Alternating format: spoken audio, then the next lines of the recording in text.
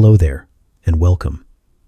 Tonight, we'll begin with a simple idea that may not be simple at all, that our universe is just one of many, some nearly identical to ours, others ruled by different laws of physics, strange colors, reversed time, or entirely different dimensions. Scientists used to dismiss this as fantasy, but now, with quantum fluctuations, cosmic inflation, and string theory pulling at the seams of what we call real, the idea of the multiverse is not only possible, it might be unavoidable. And if that's true, then what else might be out there? And while you're settling in, before your eyes grow too heavy, I'd love it if you gently tapped subscribe or pressed the little hype button YouTube recently added. It's a small click, but it helps keep these experiments and explorations orbiting out into the algorithm. You can also leave a comment telling me where you're listening from and what time it is in your corner of the night. It's oddly fascinating to see where people are drifting off with us, scattered across the world like stars across the galaxy. Now take a deep breath, let your day drift away, and let's travel together into the quiet corners of the universe. Imagine you're standing at a crossroads, one path to the left, one to the right. You make your choice. You step forward. The moment passes. But what if it didn't? What if, somewhere just beyond reach, another version of you stepped the other way? According to the many worlds interpretation of quantum mechanics, that's exactly what happens. Every time you make a decision, no matter how small, reality splits. You continue in one version, and another version of you continues in a slightly altered world. These aren't just philosophical musings or science fiction premises. They're rooted in the most successful theory of nature we've ever built, quantum mechanics. And quantum mechanics is strange. At the quantum level, particles don't behave like neat little dots. They exist in superpositions, multiple states at once, until something forces them to pick. But the many worlds idea suggests that the universe never truly forces a choice. Instead, every possible outcome happens, just not in the same universe. A fork in the road doesn't disappear behind us. It flowers outward, endlessly, like the branches of an invisible tree. One version of you turned left, another turned right. Both exist, each in their own thread of reality, unaware of the other, continuing on. This isn't the multiverse of comic books, filled with heroes in capes or alternate Earths that crash together in chaos. This is quieter, more mathematical. It's built into the structure of quantum equations themselves, the kind of mathematics used every day in labs to describe the tiniest pieces of matter. Also suggests something staggering, that every interaction causes a split. Every photon that bounces off your skin, every neuron that fires in your brain, every coin toss, every glance, every breath. The implications are almost impossible to hold in your mind for long. Somewhere, there's a universe where you never moved to the city, another where you did but chose a different apartment, met a different friend, lived a different story. Somewhere, you made that phone call. Somewhere else, you never pressed send. Somewhere, you're still reading this, but with a different drink in your hand, a different song playing in the background. You might not notice the difference, but that's the point. Each world is internally consistent. Each version of you believes they're the only one. It's easy to think of major life decisions, first jobs, relationships, accidents, turning points. But quantum branching doesn't wait for drama. It happens constantly, at every scale. Your reality isn't a line. It's a braid, a river delta of self, spreading wider and wider with time.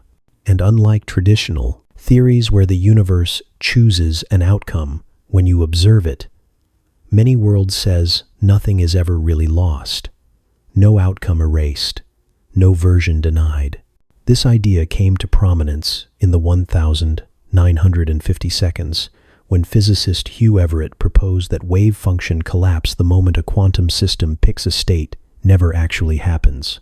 Instead, the wave function continues evolving smoothly, and all possible outcomes are realized in separate branches. At the time, it was radical. Even now, it's controversial. But it solves some deep problems in quantum theory by removing the need for a special observer or a magical cutoff point where superposition ends. If it's true, then the universe is far, far larger than we imagined. Not in space, but in structure. It's not a single unfolding event, but an ever-branching tree, fractal and vast. And you, or rather, your many versions are woven into that structure. It's not easy to grasp emotionally. It can feel overwhelming. You might wonder, if there are countless versions of me, does this one matter less? But the opposite is just as valid. If every possibility exists, then your path is uniquely yours, precisely because of the choices you made to get here. It's not about being the only version. It's about being this version, the one hearing these words, the one lying in the dark, thinking quietly of all the selves you might have been. Some scientists argue that these branches aren't truly real, that they're just convenient mathematical fictions.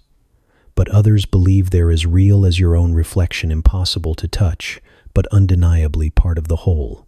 And while we may never directly detect another branch, we're starting to glimpse the seams in reality where such a framework makes sense.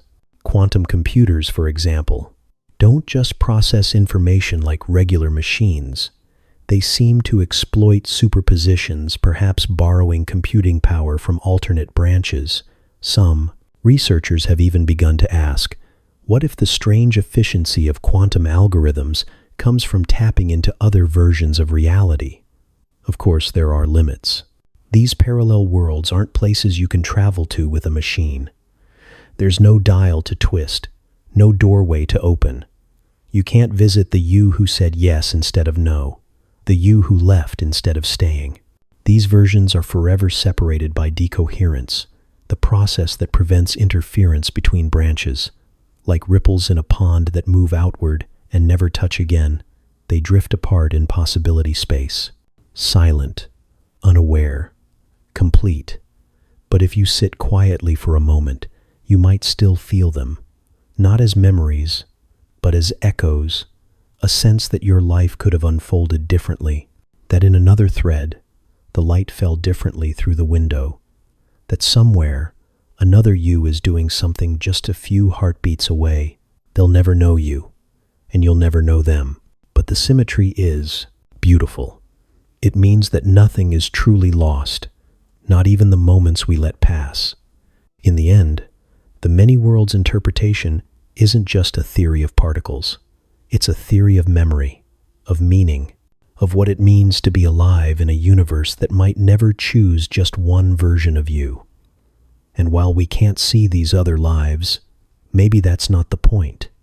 Maybe it's enough to know they're there. Branches of light, drifting out into the dark, quiet reflections of every path you might have taken, still walking, still wondering, still you. Time, as we know it, feels like a one-way current. It flows forward, moments pass, things age, stars burn through their fuel, mountains erode, memories form, but never unform. We wake, we grow, we change, and then, eventually, we return to stillness. It's so foundational that we rarely question it. But the laws of physics, the deep equations that describe particles, motion, gravity, light, don't actually require time to move in one direction. They're symmetrical. For every rule that governs forward motion, there is a perfectly valid version where everything plays in reverse. And in that quiet mathematical truth, a strange idea emerges. Perhaps somewhere in the multiverse, time doesn't flow the way it does here. Perhaps, in another universe, time runs backward. To us, the arrow of time feels obvious. A cup falls from the table and shatters. You never see the shards leap back up and reform. But physics doesn't forbid that from happening.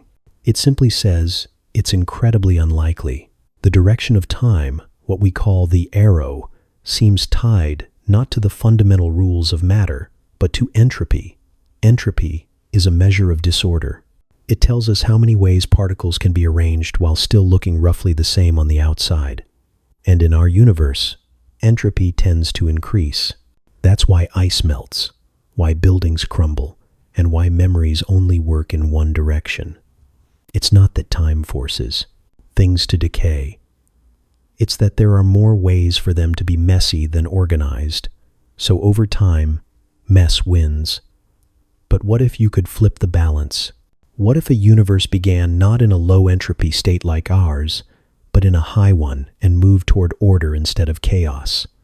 The equations of physics wouldn't mind. In fact, they'd look almost identical. The only difference would be the perspective of the beings living inside that reality. To them, everything would feel normal. Suns would rise, people would live lives full of meaning and pattern.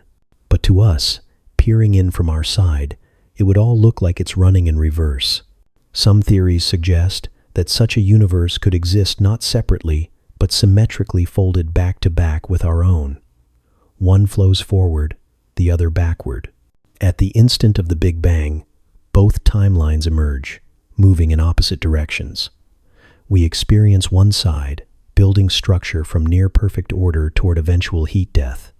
The other moves away from its own version of that state, reassembling, refocusing, cooling toward what it would call the beginning. Two arrows pointing away from the same origin, mirrored across the axis of creation. This concept touches something called CPT symmetry, an idea in physics that says if you reverse charge parity, which is like left and right, and time all at once, the laws of physics should still work perfectly. It's as though reality itself doesn't care which direction you run the clock. It only cares that everything balances. If that's true, then maybe our universe isn't the only story. Maybe it's just one page in a book that reads both forwards and backwards. In a time-reversed universe, decay might look like construction. Ashes could coalesce into logs. Broken eggs might leap from the floor and settle back into shells. But to the beings living there, none of this would seem strange. They wouldn't be watching time rewind. Their biology, their language, even their thoughts would be adapted to that flow. For them, we would be the ones who look reversed. We are the anomaly. We are the universe that forgets instead of remembers. There's something unsettling and beautiful about that. The idea that time, so sacred and linear to us, might just be a point of view. That all our clocks, all our stories, all our history might only exist because of how entropy is moving here, in this sliver of the multiverse. That elsewhere, someone might be living your day in reverse. Not as a copy, not as a trick of film played backward, but as a genuine, coherent thread of reality, stitched with its own logic. Of course, we may never see such a place. The barrier between timelines is not something we can cross. There's no bridge across entropy. But science doesn't always need touch to believe. The deeper we dig into quantum foundations, the more we find that symmetry, not chaos, is at the heart of everything. Particles appear in pairs. Forces balance. Equations work forward and backward. Nature, at its core, seems to love mirrors. This doesn't mean our memories are lies, or that our sense of past and future is meaningless. It just means that what we call forward might not be universal. Time's arrow is a local rule, like weather.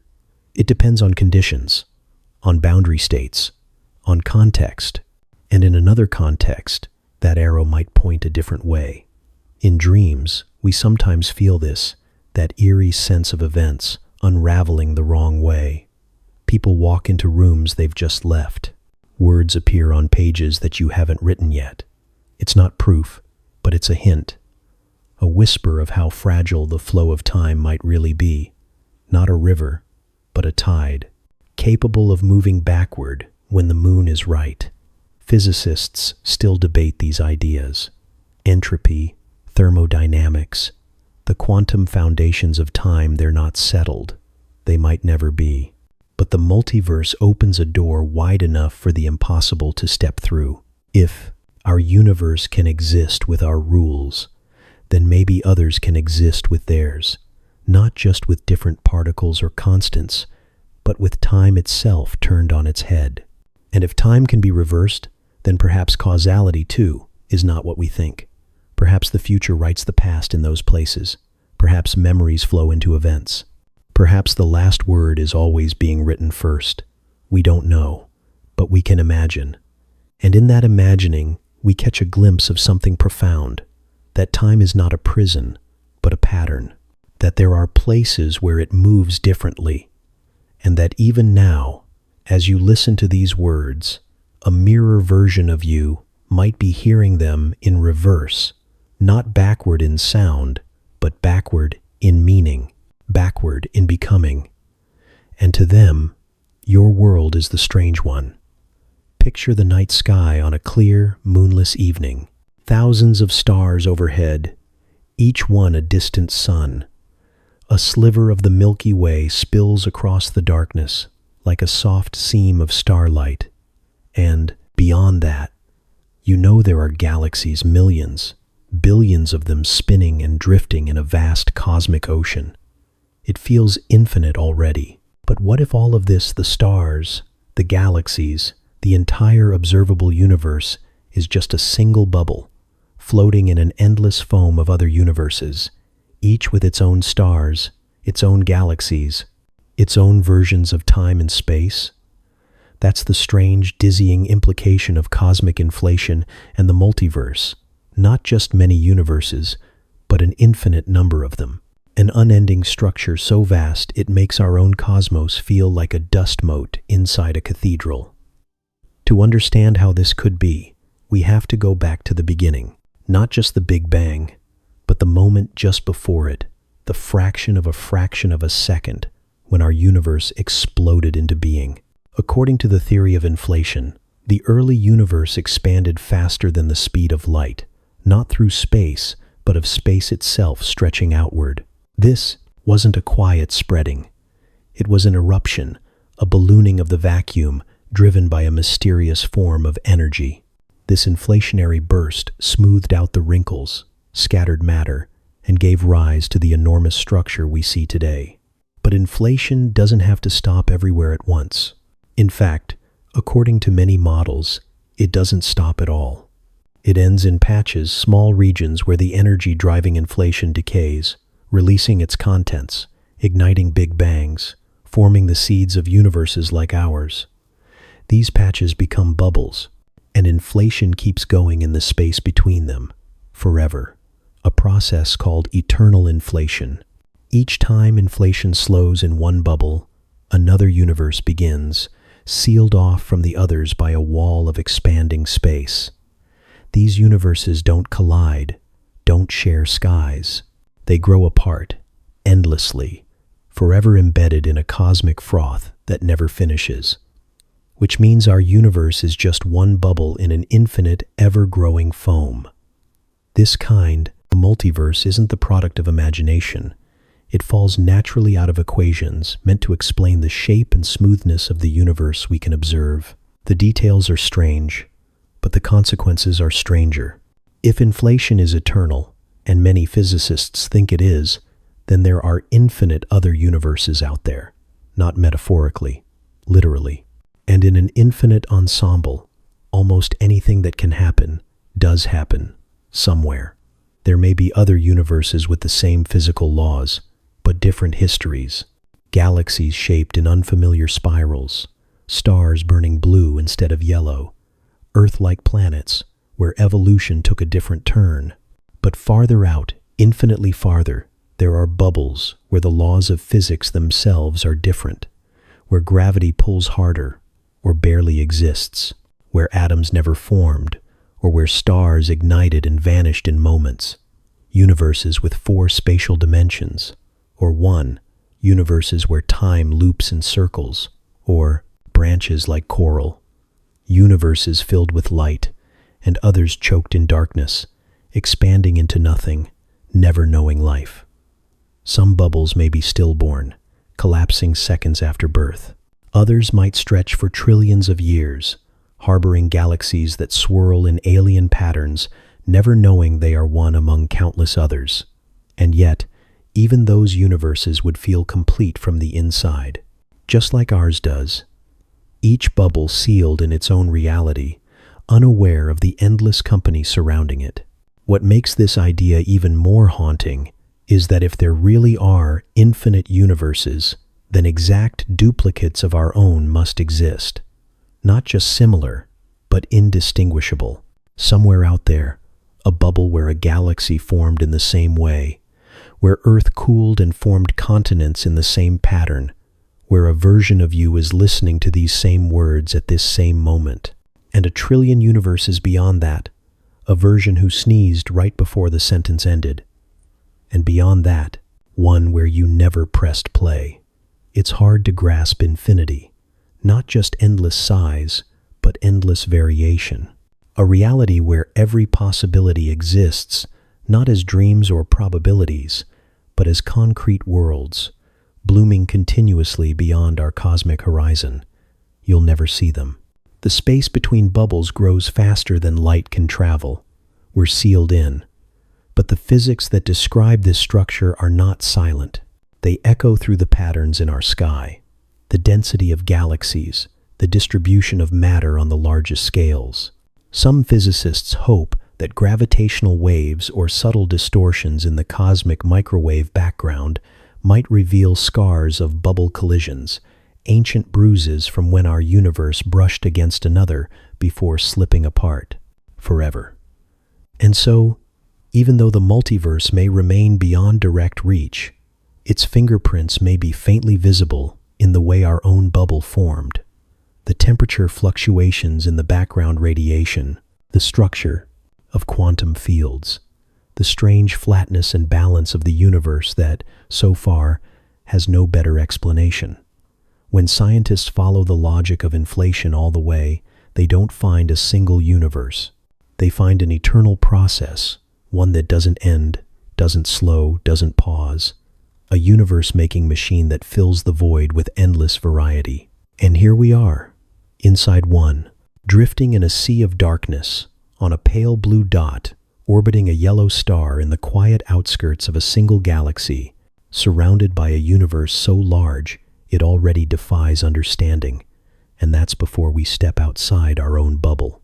Before we consider that the night sky is just one pane in a hall of infinite mirrors, each reflecting a different possible version of what could be.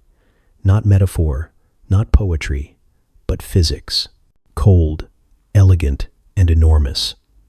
In the grandest models, the multiverse has no edge, no center, no beginning. It simply is an infinite engine of creation with universes pouring forth forever. Some blazing, some collapsing, some silent, some like ours, and many so strange we might not even recognize them as real, but they are. If eternal inflation is true, then the multiverse is not just a possibility. It is the background fabric of reality itself. A vast, roiling foam from which universes like ours briefly rise and fade. And that makes our bubble no less precious, just more mysterious. One spark in a sea of sparks, glowing quietly in the endless dark.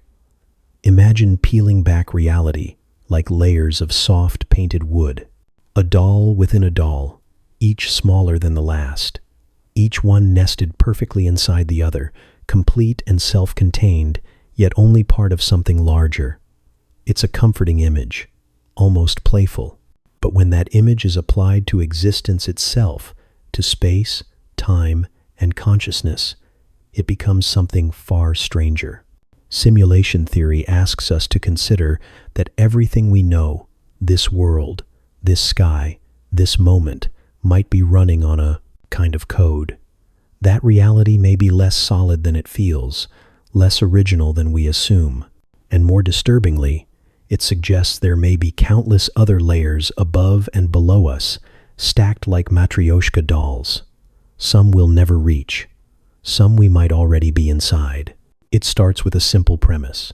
If it's possible to simulate consciousness inside a computer, And if technology continues advancing, then sooner or later, a civilization perhaps not ours will create simulated beings who believe they're real. Not just characters in a game, but full minds with memory, emotion, curiosity, and the feeling of free will. These simulated minds wouldn't know they're simulated any more than a dream knows it's a dream. They would feel alive. They would ask questions. They might even wonder if their world was real. Now take that further.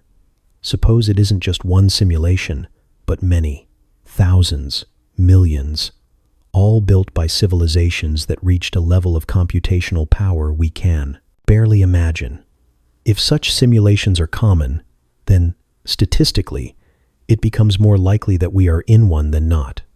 Because for every base reality that creates simulations, there could be countless digital worlds layered beneath it, and each of those might develop their own simulations in turn.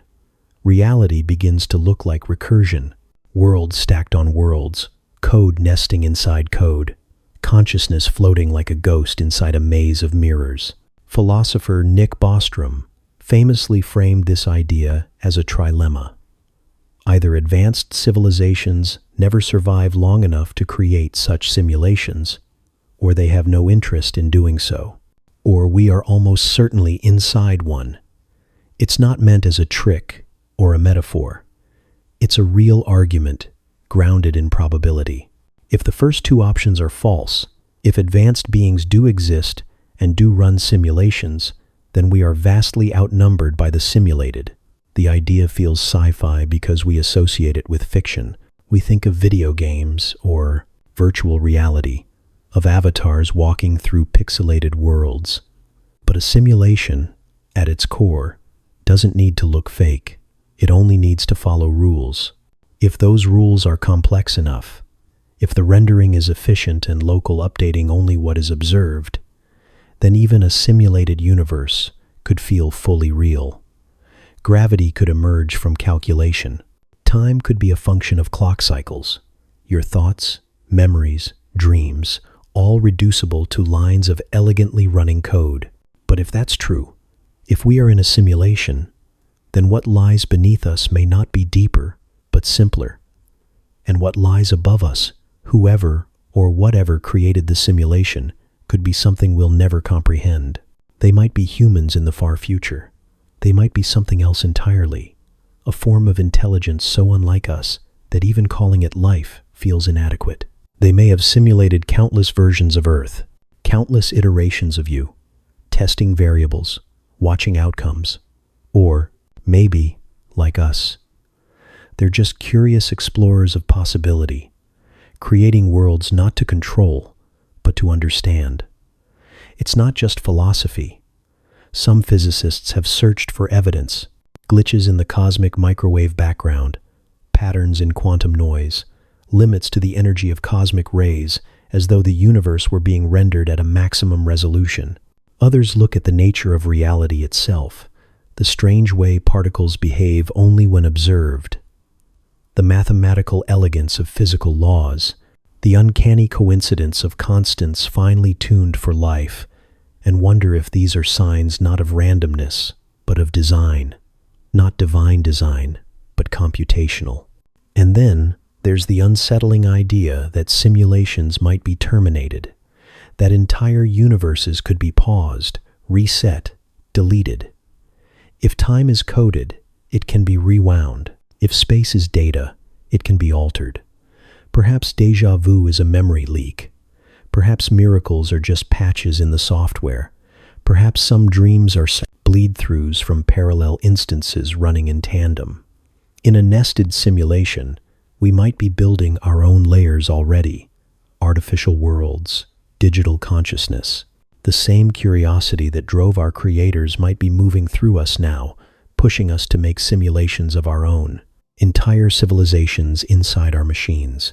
Minds inside code, dreaming in silicon. If this continues, the stack grows. One level becomes 2, then 3, then infinity. Each layer unaware of the ones above. Each one convinced it is the base. Each one building its own illusions of permanence. There's a quiet terror in that, but also a strange comfort. If reality can be simulated, then it can be understood. If we are part of a system, then perhaps we are not alone in it. Perhaps meaning comes not from being the first or the last, but from simply existing in the chain, a link in a long thread of wondering minds, each asking the same question: is this real? Maybe it doesn't matter. The sky still turns, the stars still burn. Whether the code is organic or artificial, the beauty is no less true.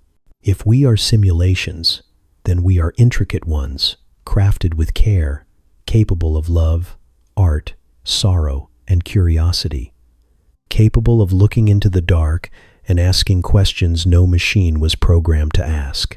And if there are layers above us, if someone is watching, maybe they feel what we feel now, that soft ache of not knowing, that longing to understand, that quiet awe at the thought of endless realities, folded gently one inside the other, matryoshka dolls of consciousness, spinning forever in the hands of time. In the deep fabric of reality, smaller than atoms, smaller than protons and electrons, there are particles that do not behave the way they're supposed to. They flit in and out of existence. They seem to be in two places at once. They ignore the boundaries of space, the separation of time, and sometimes, just sometimes, they seem to whisper to each other across distances so vast. It's as if space itself has no meaning. This is quantum entanglement, one of the strangest and most beautifully unsettling phenomena in physics. Two particles, once connected, can remain intertwined no matter how far apart they travel. Measure one, and the other reacts instantly, not quickly, instantly, as if some secret channel exists beyond the speed of light. Einstein called it spooky action at a distance, and he wasn't wrong to be unnerved. But what if this spooky action isn't just a trick of physics? What if entangled particles are not just connected through space, but through realities? What if their perfect coordination is not happening within our universe alone, but across the thin veil between worlds? Some physicists have begun to wonder if entanglement hints at something deeper than we've dared to imagine, that the behavior we see, the way particles remain bound together, the way measuring one affects the other, is not simply a quantum quirk, but a sign of communication between parallel universes. In this idea, every particle that becomes entangled might be sharing information not just through the invisible corridors of quantum theory, but through the walls that separate one version of reality from another. In the many worlds interpretation, every quantum event branches the universe into new versions. A particle goes left here, right in another. Every decision, every random event, every roll of the quantum dice splits the timeline into new possibilities. Decoherence is what keeps those branches from overlapping. It's what makes the world seem solid, singular. But the mathematics of quantum physics doesn't seal these worlds off entirely. They are isolated, yes, but only through a process, not a law. And processes, under the right conditions, can slip. Entangled particles seem to behave as if they still share something after they separate, as if they are still, in some subtle way, part of the same system. When one is touched, the other flinches, not through space, but through something else. That something might be a shared root, a common origin branching across universes. The particles in our world could be entangled not only with each other, but with their twins in neighboring worlds, versions created in alternate outcomes of the same quantum event. In that view, every particle is a node in a network far larger than the universe we know, a whispering lattice of information that spans the multiverse. Every measurement we make might be brushing the surface of a much deeper, richer pattern, one where realities inform each other, subtly steering the outcomes of particles, minds, and events. Some researchers have proposed mathematical models to test whether such interworld communication might be possible. The idea is called the many interacting worlds hypothesis. It suggests that parallel universes not only exist, but influence each other through a tiny force so faint we can barely detect it. These worlds would nudge each other gently, guiding particles toward behavior that looks random to us, but is in fact the result of invisible interactions between versions of reality. The interference would be too subtle to measure directly, but it might explain why particles behave the way they do, why they choose certain paths, collapse in certain ways, spin in one direction and not another. If this is true, then quantum mechanics is not just weird, it's relational. Each outcome is not only dependent on the particle, or the observer, or the environment, but on the choices made in neighboring universes. A cascade of influence, like ripples across a pond shared by 1,000 hidden stones, it raises impossible questions. What is information, if it can leak between realities? What is identity, if versions of ourselves are shaped by events we never experienced? Could the thoughts we think be the result not only of neurons and chemistry, but of faint echoes from lives we never lived? Some scientists recoil at these suggestions. They argue it's too speculative, too mystical. But the math permits it, and the mysteries remain. We still don't fully understand why entanglement works the way it does, why quantum coherence breaks down, why particles collapse into definite states only when observed. There are missing pieces, cracks in the story. And through those cracks, theories like this one slip in not because they're comforting, but because they fit. There may never be a way to test whether particles are whispering across universes, but perhaps the evidence is all around us, in the structure of the quantum world, in the harmony of entangled systems, in the delicate dance of probabilities that somehow always adds up. And perhaps we too are part of the message. Our thoughts, our actions, our choices, each shaped not only by our past, but by something deeper, something distributed, something shared. You might think of this as unsettling, that our world is not isolated, that our actions echo beyond what we can see. But it also means something beautiful, that no moment is ever truly alone, that even in silence there is company, that even in solitude there is a chorus. And so, when two particles meet and entwine, when they become entangled and drift apart, they do not forget each other. They carry the memory of that connection into their own corners of reality. They remember, they listen, they respond. And maybe, just maybe, so do we. Imagine a place where light never formed, not because the stars failed to ignite, but because the very notion of light, of photons, of radiance, of the electromagnetic hum that gives rise to color and warmth, and the sensation of seeing never existed at all. A universe without light is strange enough, but stranger still is a universe with no atoms, no protons, no electrons, no binding forces to pull them into orbit, no structure for matter to cling to, just raw, unstructured existence, like a canvas that was never given paint. In our universe, atoms are the building blocks of everything: the air we breathe, the bones beneath our skin, the flicker of stars, the fire in the hearth. All of it depends on the quiet laws that keep subatomic particles arranged in neat formations. These formations are held together by invisible threads: the strong nuclear force, which binds protons and neutrons inside atomic nuclei, and electromagnetism, which holds electrons in orbit around those nuclei. Without these forces, particles don't cohere. They drift, they scatter, they fail to become anything more than themselves. But in the multiverse, the laws of physics are not fixed. They are like the settings on a vast cosmic control panel, each dial with the potential to birth an entirely different kind of reality.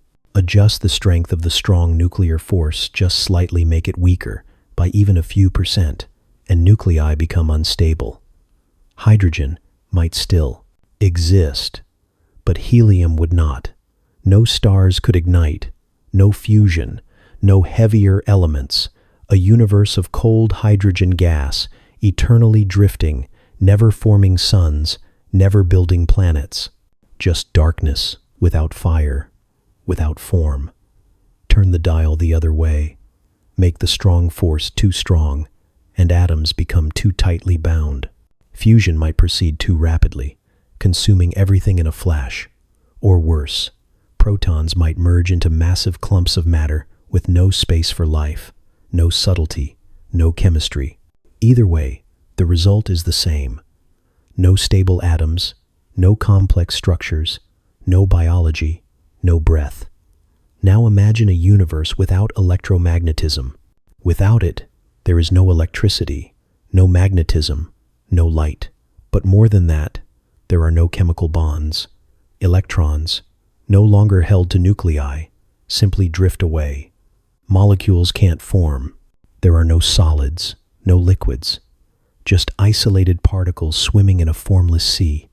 No clouds, no oceans, no fire, no blood, nothing that we would recognize as real. A universe stripped of touch, of cohesion, of sensation. A silence deeper than soundless, because sound itself would have no medium to travel through. And yet, these barren realities are just as valid as ours. The equations that describe their birth differ only in the values of a few constant numbers that, in our universe, feel perfectly tuned, not too hot, not too cold, not too strong, not too weak. But there is no reason they had to be this way. In the vast possibility space of the multiverse, there are more ways for a universe to be dead than alive, more ways for matter to remain unformed than to coalesce into stars and minds and stories. Physicists sometimes speak of the anthropic principle, the idea that the universe must be compatible with conscious life because we are here to observe it. In other words, we see a universe filled with atoms, not because atoms are inevitable, but because in the universes where they aren't, there is no one to notice. It's a humbling thought. We exist not because the universe is destined to support life, but because we are one of the rare configurations where it accidentally does. The deeper we look into the parameters of physical law, the more precarious it seems. The balance is delicate, like a coin balanced on its edge. A slight shift in the electromagnetic coupling constant, and chemistry unravels. A tweak to the ratio of the electron's mass to the protons, and the periodic table vanishes. Even gravity, so weak compared to the other forces, plays its part with precision. Too strong, and everything collapses. Too weak, and galaxies never form. And yet, there are universes, many of them, if the multiverse is real, where that balance never occurred. Universes of sterile simplicity, not barren like deserts, which still hold sand and wind and heat, but barren like voids where even the idea of shape has no meaning. No particles clustering, no forces pulling, no atoms, combining in the slow dance that leads eventually to memory and music and thought. In some of these realities, perhaps there are fields instead of particles, ripples instead of forms, structures beyond comprehension that shimmer not in space, but in some alternate kind of dimension. Perhaps there are intelligences made not from atoms, but from patterns in the vacuum, born from fluctuations in fields that have no analog here. Or perhaps not. Perhaps most such universes are stillborn, silent from the first moment of expansion to the last moment of dissipation. And yet, even they are part of the grand ensemble. Their emptiness is still a kind of truth. Their silence, a note in the symphony of possible existence. Just as we marvel at the miracle of a universe that can hold minds, we must acknowledge the vastness of the ones that can't. The multiverse may be filled with stories, but most of them are quiet. Most of them end before they begin, and so we return to our own world, where atoms form bonds, where light warms the skin, where fire flickers in hearths and in stars. A universe with structure, with pattern, with possibility. It may not be typical. In fact, it may be one of the rarest types. A fragile equilibrium on the edge of nothingness. But for now, it holds. And within that fragile balance, we find ourselves, thinking, wondering, asking questions into the dark, and knowing, at least for this moment, that we are made of something, that the forces hold us together, that atoms, against all odds, exist. Time feels like a river, always moving forward, never repeating, carrying us from one moment to the next, like leaves adrift on its surface. We measure it with clocks and calendars, feel it in our bones, watch it pass in the faces of people we love. But beneath our ordinary sense of time lies something far stranger, a world hinted at by the edges of physics, where loops are not just poetic, but literal, where the river turns back on itself, where a single moment can circle endlessly, and where you might already be repeating your life again and again without ever realizing it. In the fabric of space-time, under the extreme warping predicted by general relativity, closed time-like curves become possible. These are loops in time, not metaphorical ones, but actual paths through the geometry of the universe that bring you back to where you started, not just in space, but in time itself. If you were to follow one, you could return to an earlier moment in your own past, arriving not as a ghost or a memory, but as yourself, complete and intact. In theory, these loops could form near spinning black holes, where gravity twists space into something almost unrecognizable, or inside wormholes, if such things exist, where shortcuts through space-time might curl back upon themselves. Some models even suggest that certain configurations of cosmic strings, infinitely thin, high-energy threads of space-time left over from the early universe, could create time loops just by passing near one another. If any of these things are real, then loops are not only possible, they may be inevitable. And if they exist, the implications are as profound as they are unsettling, because a closed, time-like curve means that events can repeat, that a moment in time might not be followed by something new, but by the same moment again, that instead of moving forward forever, the universe could turn inward, spiraling back into itself. You could be trapped in one of these loops right now. It wouldn't feel like a trap.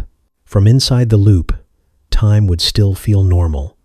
You would wake each day believing it to be new. Your memories would extend only as far as the loop allowed. Each loop could be years long, or only minutes. Each one could unfold identically, or diverge slightly, depending on the rules governing it. You might be making the same choices, over and over, or maybe each pass is different, rippling out in quiet variations, like improvisations on a theme you've forgotten you've played before. Physicists worry about paradoxes here, questions that make the mind twist.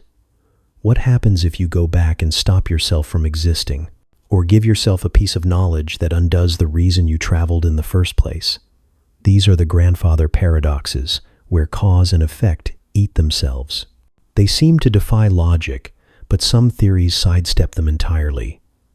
In the Novikov self-consistency principle, for instance, events in a time loop are always self-consistent.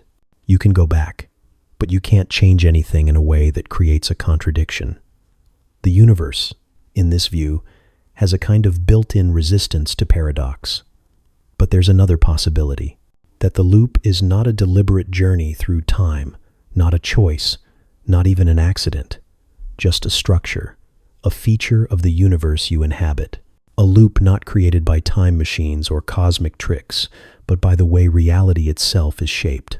That you are not a traveler within it, but a resident. You wouldn't notice the repetition. Just as you don't remember being born, you wouldn't remember looping. When the cycle resets, your mind does too. You live your life with the illusion of continuity, unaware that this exact sequence has unfolded before. The same thoughts, the same breaths, the same dreams blooming and fading in the same order. And then it starts again. This is not just the realm of relativistic physics. It touches on thermodynamics too, on the question of entropy and how it increases over time.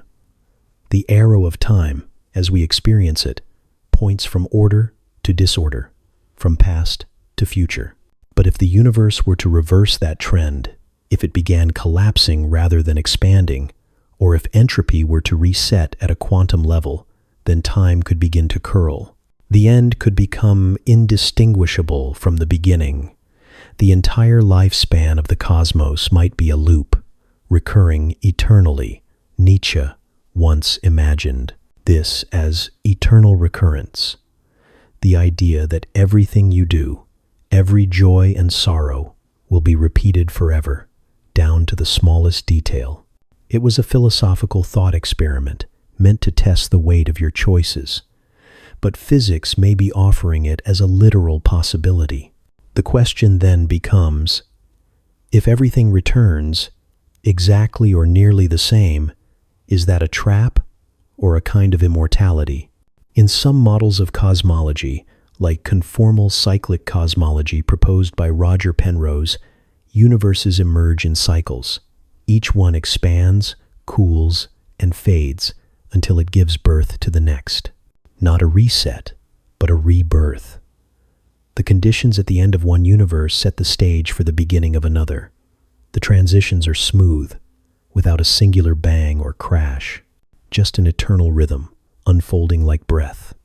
If our universe is one link in a chain of countless others, perhaps the same patterns reappear not just in matter and energy, but in structure, in consciousness, in experience. Your life might not be the only one of its kind. It might be one among infinite iterations, each playing out across cosmic time like a note in a looping melody.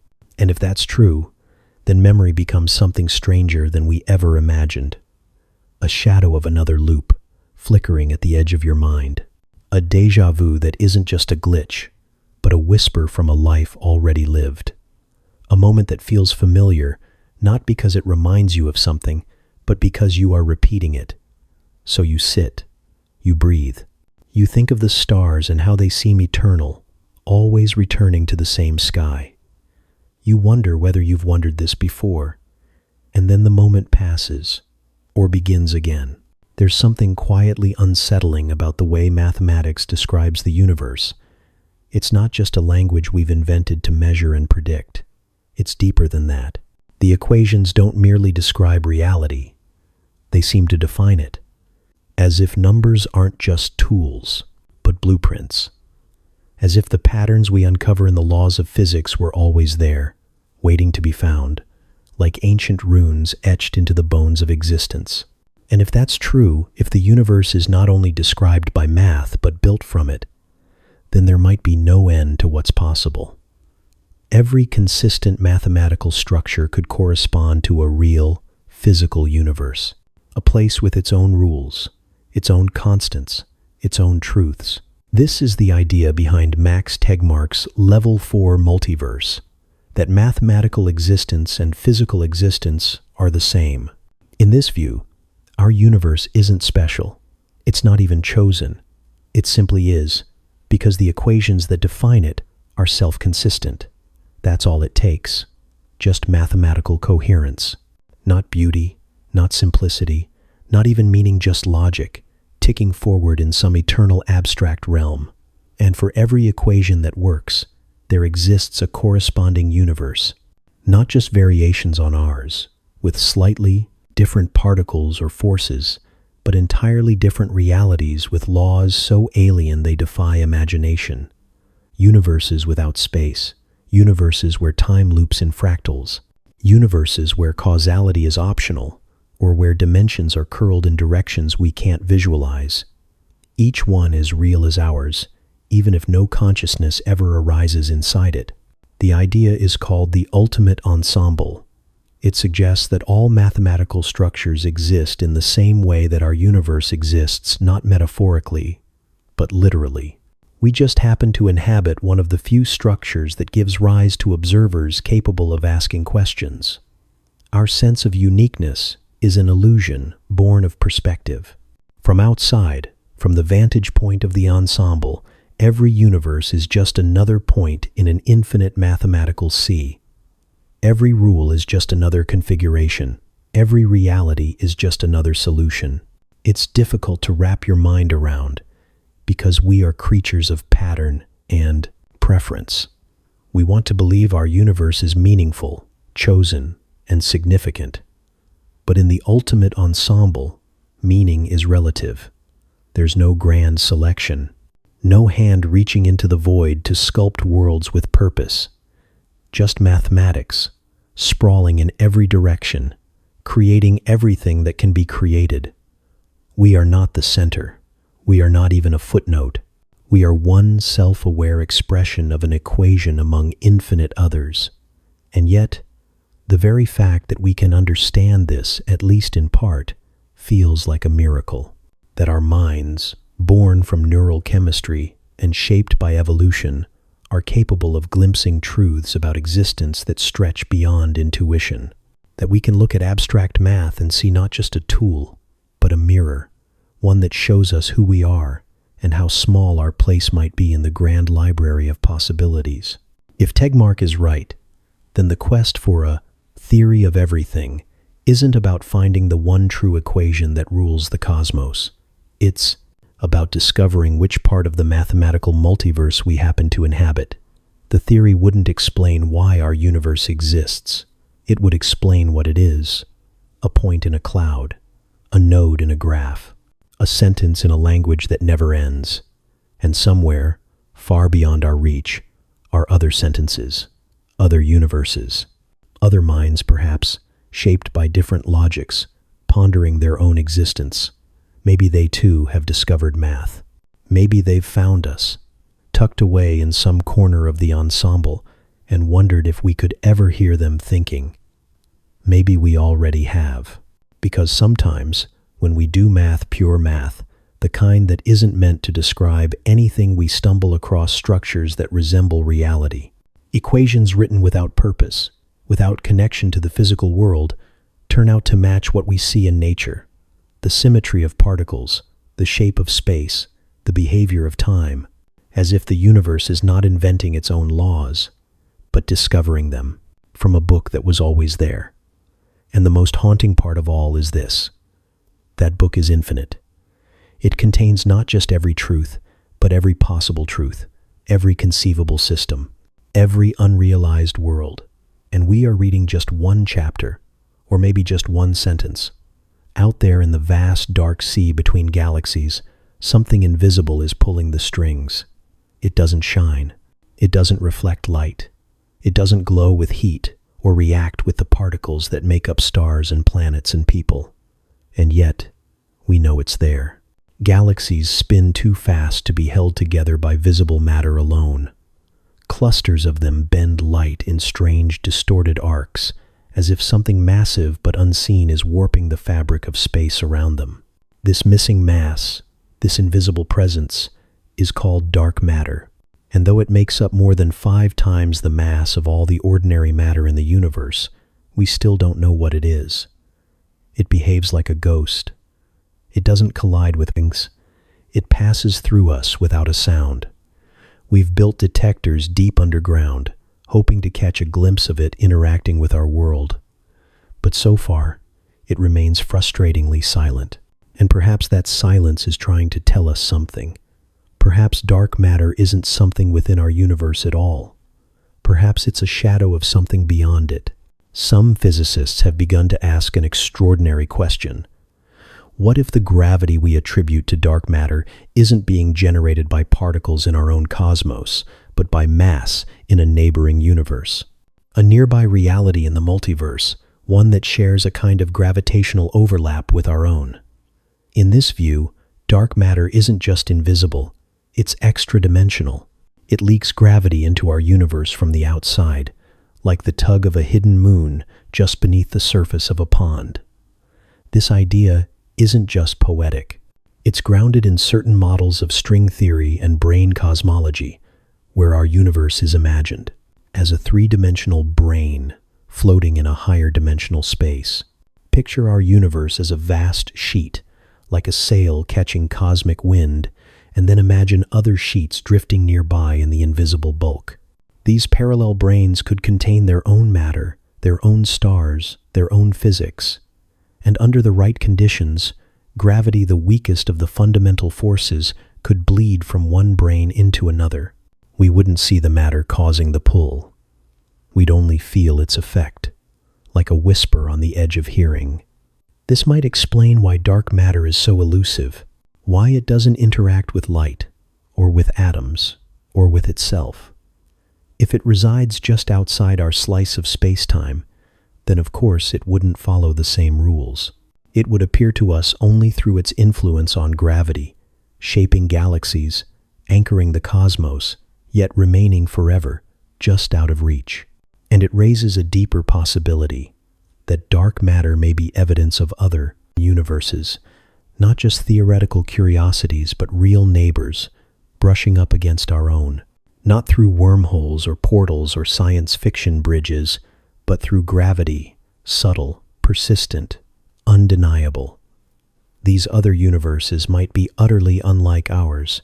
They could be sterile or vibrant, chaotic or calm. They could be governed by familiar laws or entirely alien ones, but they would be there, pressing gently against our cosmos, like fingerprints left on frosted glass. If this is true, then we are not alone in the grand structure of existence. We are part of a vast gravitational chorus, a quiet resonance between realities. Every galaxy in our universe might be responding not just to the mass it contains, but to the hidden weight of other worlds. Their dark matter is our mystery. Our dark matter might be theirs. This doesn't solve everything. We still don't know the precise nature of the particles or structures that make up dark matter. We don't know how many neighboring universes might exist, or how far their influence reaches. But it changes the frame of the question. Instead of searching only within, we begin to look beyond. We entertain the possibility that our universe is not self-contained, but part of a greater tapestry, a multiverse where interaction is rare, but not impossible. The implications are enormous. If dark matter is evidence of other universes, then physics itself becomes a bridge between realities. Every gravitational lens we study, every halo around a galaxy, every unexplained mass anomaly becomes a clue in the greatest mystery of all, the nature of existence itself. We're no longer just mapping our universe, we're glimpsing the contours of something much larger, something that dwarfs the known cosmos in scale and complexity. And it forces us to reconsider our place in the story.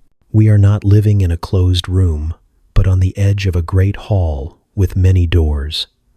We cannot see what lies beyond them, but we can feel their presence in the tug of unseen forces, in the patterns of the stars, in the silence that surrounds us.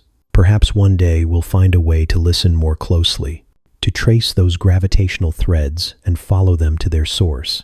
Perhaps we'll learn that the dark matter we've been chasing was never really here to begin with, that it was always just beyond the veil, a whisper from another world, calling to us across the cold expanse. And maybe, just maybe, someone or something is feeling the same pull from our side. Picture a night sky without stars, not one, no pinpricks of light, no moon reflecting a borrowed glow, no Milky Way stretching in a soft arc overhead, just endless black, unbroken and indifferent, stretching on forever. Not because the stars have burned out or never rose, but because they never existed at all. A universe where the very laws of nature made them impossible. It doesn't take much to make that happen. A slight shift in the values of a few fundamental constants, numbers so deeply embedded in the fabric of reality that we rarely consider how fragile they are. The strength of gravity, the charge of an electron, the mass of a proton. These numbers sit at the heart of the equations that shape everything. And in the vast expanse of the multiverse, where those values might vary from one universe to the next, many of those realms would never see the birth of a single star. Imagine a universe where gravity is just a bit weaker. In ours, gravity is the gentle sculptor of clouds, pulling gas together until it collapses under its own weight, igniting fusion and birthing a star. But weaken that pull, and the gas never condenses. It drifts forever in a cold, diffuse haze, no fusion, no ignition, just eternal dusk, spread thin across a cosmos that never warms itself. Or imagine a universe where the strong nuclear force, the one that holds atomic nuclei together, is too feeble. Hydrogen might exist, but no. Heavier elements could form. Fusion would fizzle before it began. No helium, no carbon, no oxygen. The stellar engines that forge the elements of life would never even get started. The universe would remain stuck in a perpetual beginning, a prologue without a story. There are even more extreme cases. Universes where the fine structure constant, the number that determines how strongly particles interact with light, is different. Too large, and electrons spiral into nuclei, erasing chemistry as we know it. Too small, and atoms fly apart, unable to hold together. Either way, you lose the ingredients of stars and everything they illuminate. You lose the light itself. And then, there are the universes where time unfurls just the same. Space expands, particles drift into being, and still no structure forms, no galaxies, no filaments, just particles like lonely notes in a void without music. It would be a silence deeper than anything we can comprehend, not the silence of emptiness, but of absolute stillness, where even the idea of noise has no context. In such a universe, there would be no dawns, no heat, no landscapes, no possibility of eyes to witness anything at all. Just dark hydrogen, forever diffuse, never clumping, never kindling, no warmth, no fusion, no stars. Yet even these barren universes are part of the great unfolding. In the multiverse, possibility isn't limited to the vibrant. It includes the silent, the sterile, the stillborn. Most possible universes, in fact, are inhospitable to life not because they are violent, but because they are uneventful, lacking the complex interplay of forces that give rise to chemistry and energy and change. And so, we find ourselves in a rare and remarkable place. Our universe isn't inevitable. It's balanced on a razor's edge. Stars form only because the constants align with exquisite precision. Fusion ignites because the gravitational pull just slightly overcomes the push of radiation. Atoms hold together in exactly the right way to allow molecules to dance, planets to form, and light to spread. It didn't have to be this way. The anthropic principle reminds us of this. We observe a universe full of stars not because most universes are like this, but because only universes like this can be observed. In the ones without stars, there are no questions, no questioners, no one to wonder at the darkness. But still, it humbles the mind to consider how many universes exist in that quiet shadow. Worlds where the canvas was rolled out, the stage was built, but the play never began. Entire realities where the script was blank, where the cosmic clock ticked forward, second by second, but nothing ever changed. They drift on in the great multiversal expanse like cold lanterns that never lit, beautiful in their own tragic way, silent hymns to what might have been. And yet, in their stillness, they remind us of the miracle of presence, of how improbable it is that we live in a universe filled with light, that we can look up and see stars burning in patterns older than memory, that atoms once forged in stellar cores now flow in our blood, our breath, our thoughts, that we are made of the very fire that so many other realities never knew. The silence of those dark universes makes our music all the more fragile, all the more miraculous.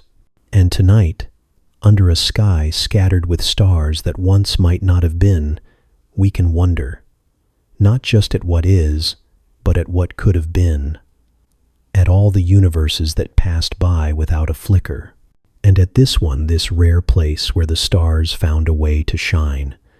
The universe we inhabit feels oddly tailored to us, not in a sentimental way, as if it loves us, but in a mathematical one. The numbers, those strange, immovable constants embedded in the physics of everything, line up just so. Gravity is neither too weak to let matter drift apart, nor too strong to crush it into black holes. The strong nuclear force binds atoms, but doesn't fuse them all at once. The charge of an electron, the expansion rate of the universe, The ratios between fundamental forces, they all fall within a razor-thin range that allows stars to form, planets to stabilize, water to exist, and chemistry to get complicated enough for life to emerge. Any one of them tweaked slightly in the wrong direction, and we wouldn't be here to notice. It's called the Goldilocks problem. Why is everything just right? One answer is that it isn't special at all, not because it's the only way things could be, but because we're only here to observe it because it happens to be the kind that allows us to exist. This is the heart of the anthropic principle, the idea that any universe that gives rise to observers must, by necessity, look like a universe that can support observers. It's not circular logic, it's conditional. We're not seeing a chosen reality. We're seeing one of many, and the only reason it seems tailored is because universes that aren't tailored never generate anyone to look around. The concept gains strange and quiet weight when viewed through the lens of the multiverse. If there is only one universe, ours, then the precise alignment of constants feels improbable, mysterious, maybe even miraculous. But if there are countless universes, perhaps infinite ones, each with its own random set of physical laws, then it becomes inevitable that a few of them will look like ours. Not because they were made for us, but because we could only arise in those few. In this view, our universe is not a pearl set into a crown. It's a drop of water that happens to land in the right groove. This doesn't cheapen our existence. In some ways, it deepens it. It reminds us that reality is vast beyond comprehension, that the conditions we take for granted, the warmth of sunlight, the bonding of molecules, the breath in our lungs, are not universally guaranteed. They are rare, delicate, balanced on an edge so fine that it almost disappears. Life, even intelligent thought, might be an emergent property of complexity, but complexity itself is rare in the multiverse. Most universes are likely simple, sterile, or short-lived. Silent places without time to grow meaning. And so, we return to the strange fact that we're here, not just present, but aware, able to model the laws that cradle us and ask why they are what they are. That very act of questioning is evidence of how special our branch of the multiverse might be, not in a privileged way, but in a contingent one. We are what happens when the constants fall into place, when entropy moves slowly enough, when chemistry gets lucky. Perhaps there are infinite such universes. Perhaps we are one of billions of bubbles where life flickered into being, each with its own subtle signature of what just right looks like. Or perhaps we are staggeringly alone, one of a few, or even the only one, in a sea of failed possibilities. The anthropic principle doesn't answer every mystery. It can't tell us why the multiverse exists, or what mechanism births these universes, or whether there's any deeper structure behind it all. But it gives us a frame, a way of understanding our place without assuming it's central. It lets us marvel at the improbability of life without needing to conclude that the universe was designed for it. Instead, it suggests something quieter, that we are the product of circumstance, emerging in a place that simply happened to be viable. We don't live in a perfect universe. We live in a survivable one. The fact that it also contains beauty, creativity, curiosity, that's our doing. We brought meaning with us. We shaped stories out of particles and culture out of stardust. And we did it not because the universe required it, but because it allowed for the possibility. And in this way, the anthropic principle becomes more than a philosophical tool. It becomes a mirror, one that reflects the boundaries of our existence, but also its freedom. We are not guaranteed. We are not expected. We are a consequence of physics, yes, but also a bloom of improbable order in a cosmos mostly ruled by silence. The stars did not form to light our nights. The atoms did not combine with purpose. But here we are, watching, wondering, and shaping the darkness into meaning. And in every whisper of that wonder, there echoes a truth. We are not the center of everything, but we are the center of our experience. and that is more than enough.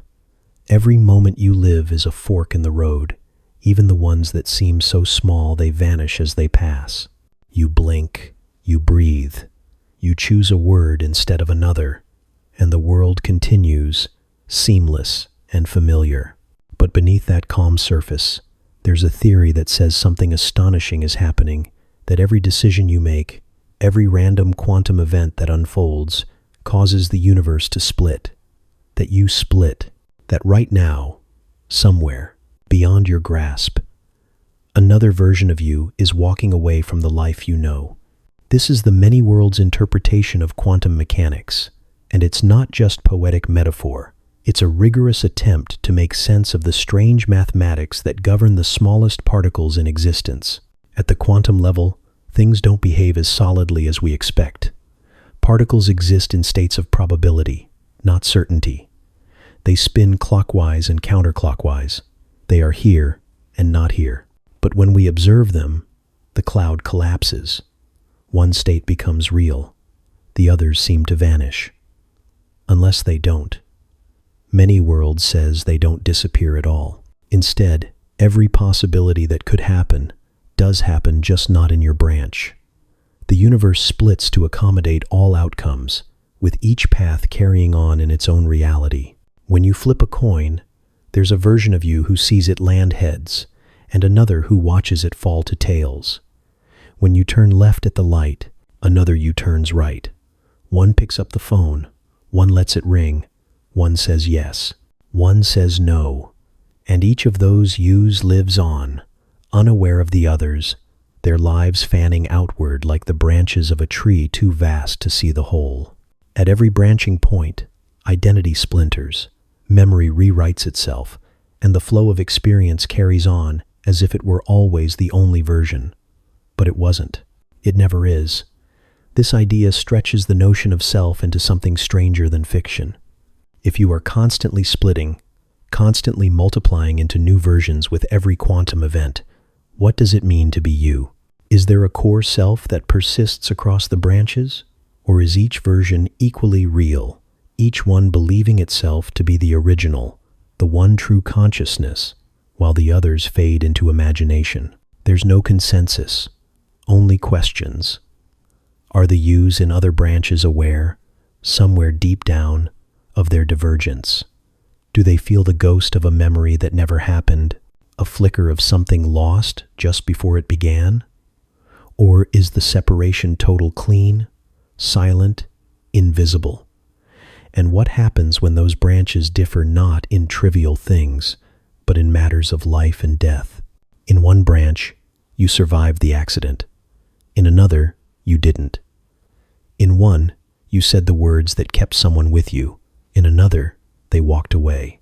Every version of you believes its story is the only one. Every version moves forward, threading meaning from choices that were never singular. The mathematics behind this is not fantasy. It arises naturally from the Schrödinger equation, the foundational rule of quantum evolution. When you choose not to discard the unobserved possibilities, instead of forcing the wave function to collapse, you let it expand. And when you do, you find a universe that doesn't make a single choice, but all of them. That expansion gives rise to a staggering implication, that there are as many versions of you as there are quantum decisions to be made. Not just millions or billions, but a number beyond counting, growing with every passing second. Some are nearly identical, differing only by the blink of an eye. Others have veered far into the unfamiliar, shaped by cascading effects that stemmed from a single fork in time. And still, you are all of them, or none of them. It's hard to feel it in the moment, of course. Life feels linear, sharp-edged, defined. But the math suggests otherwise. That you are a web of selves, a network of potential branching infinitely outward. Some versions of you never encountered the people who shaped your life. Some never left home. Some found paths you never even imagined. They are not dreams. They are not might-have-beens. They are real. They're just not here. What does that mean for choice? For regret? For identity? Does it make everything meaningless or infinitely meaningful? If every version of you exists somewhere, is your story less special or more? Because this one is yours. This path is the one you're walking, even if 1,000 others are unfolding in the dark. There's something comforting in that, and something unsettling. You are not alone in the strictest sense, and yet you are always solitary in experience. Every decision splits the road again. Every breath turns the page. And the you reading these words is just one of many who could have. But that doesn't make you less real. It doesn't make your story less true. It only means that reality is bigger than it seems, and your place in it more intricate than you could ever fully hold. And as strange as that sounds, there's wonder in it too, that somewhere, every version of you is continuing the journey. Quietly, invisibly, endlessly, just beyond the veil. Somewhere, in a world you'll never see, someone almost identical to you is opening a door you never reached. Their breath is the same shape as yours. Their thoughts hum along familiar pathways. And yet, they are different, now split from you by a choice, a chance, a particle that danced left instead of right. The path they followed is not yours, but something strange, something deep and quiet, might still connect you. Quantum entanglement is a mystery dressed in certainty. Two particles, once linked, remain bound in a strange, invisible tether, no matter how far apart they drift. Measure one, and you instantly know the state of the other. Not because information travels between them, but because their realities are no longer independent. They are one system, stretched across space, echoing each other's truths. Now imagine that this isn't limited to electrons or photons. Imagine that at the dawn of your consciousness, or even earlier, at the moment when a single version of you fractured into many, you became entangled with your parallel self. Not metaphorically, not spiritually, but literally, at the quantum level. The patterns in your neurons, the spin of certain particles, the probabilities of memory formation, they could all have split alongside the universe itself, weaving together like threads across dimensions. And if that's true, then maybe every so often, something slips through. A memory that doesn't belong to you, but feels like it does. A flicker of déjà vu that doesn't trace to anything in your past, but to someone else's. A dream that wakes you with emotions so sharp they feel borrowed. Moments when you stop in your tracks because something just beyond your grasp feels familiar. It wouldn't be loud. Quantum entanglement isn't a shout across the cosmos. It's a whisper, a correlation, delicate and statistical, threading across what should be an impassable void. And if the multiverse is real, then that whisper could stretch not just across space, but across universes, linking you to someone who is you, but not quite. This isn't science fiction. It's a speculation born from known physics. Entanglement is real, measurable, repeatable. And while we've never entangled brains or people, we have no reason to believe that the phenomenon is confined to the small.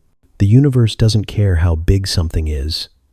It only cares how it's built and how it interacts. Some physicists even think that consciousness itself may involve quantum processes.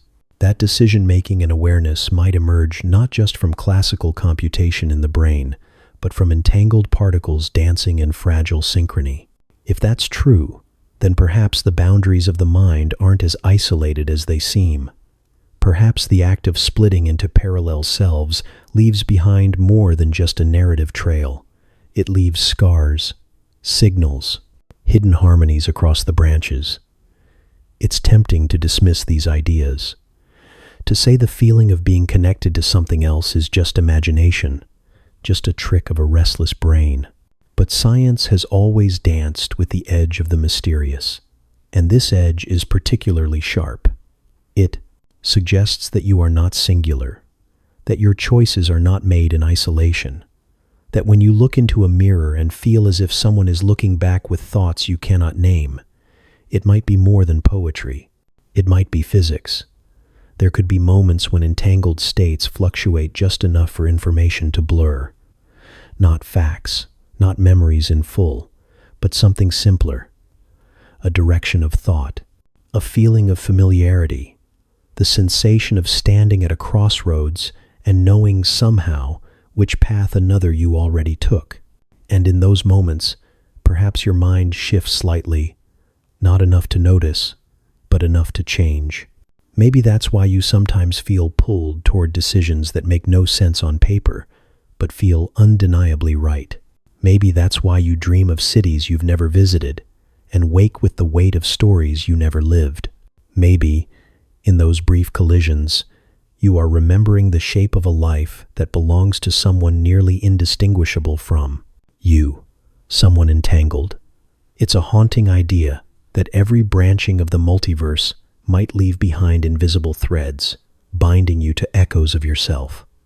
That your loneliness might be softened not just by people in your world, but by shadows of you walking parallel roads, not to be seen, or heard, or touched, but felt, known, trusted in ways that defy logic. And maybe it isn't just about memory.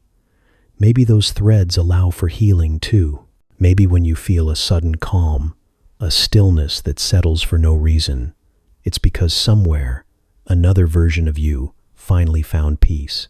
Maybe strength can ripple across the divide. Maybe courage isn't always born from within, but borrowed, momentarily, from a part of you that dared when you did not. You are not a single point. You are a wave function, stretched and branching and complex.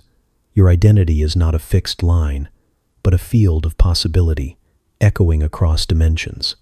And in that field, perhaps there is resonance and unspoken alignment between versions of you who are trying, in their own ways, to understand the same impossible world. Entanglement means that even at great distances, change in one part of a system affects the whole. If you are entangled with yourself, then you are never truly alone in your experience. There is always a quiet reflection, far away, keeping pace. And though you may never meet that other you might still feel their presence, a flicker at the edge of thought, a decision made without knowing why, a comfort that arrives like a breeze through a closed window. Something in you may always be listening. Imagine floating in a vast sea of nothing, surrounded by silence so complete it swallows thought. In that darkness, your universe is not the whole ocean. It is a bubble, a single shimmering sphere suspended in higher dimensional space, quietly expanding. And out there, in the endless beyond, there are other bubbles too, each one its own universe, sealed from the rest, but drifting nearby, like soap spheres in a bath, their membranes sometimes brushing in the quiet.